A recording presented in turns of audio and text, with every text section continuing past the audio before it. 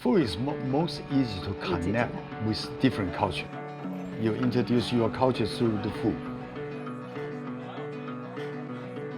My father-in-law, Buck, he was a distinguished diplomat.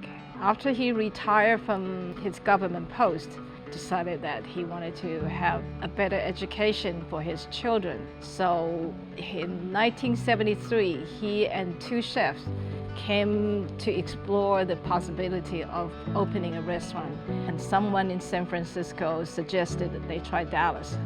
I remember coming to the restaurant at a very early age. You know, when you're little, you're just kind of in awe of your grandfather, right? It's like little kids like going up like this and like watching their grandfather. That's what we would do. We would just kind of copy him and feel important just like him.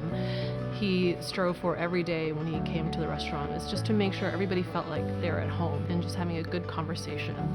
He loved the warmth, the people, and he especially loved like a big juicy steak. And that's just not something that you eat in Taiwan. And that's not something that is truly appreciated on the East Coast and West Coast as much as he found here. So that's why they made sure to develop a beef recipe for the restaurant.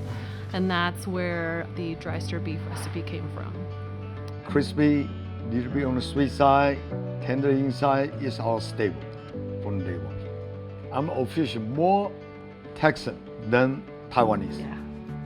And so we make sure to keep that tradition going since it's such a popular recipe. We try and use locally sourced beef, and we used great cuts of beef. You know, like my dad said, I'm a Texan and I love Texas, and I feel like dry stir beef is one of our love songs to Texas from the very beginning. My grandfather was just full of life. He was very vivacious, energetic, just always had like a zest for telling stories. Like he wanted to talk to everybody that came in and just hear their story. And I feel like that's where my dad gets it too. Definitely, because he is such a great personality, always connect people, treat everybody like a extended family. So that's one of the reasons we have so many repeat customers. And generation after generations, they come here. I've been coming here religiously for 7 or 8 years, and even coming longer. I've been coming for probably 13 years. I moved here in December of 2014, and I've been coming here since I moved here. It's a gem, and they've been here for a while. You kind of see some of the same people over and over again, so it's a special spot for sure. You can never retire, right, George? You can never retire.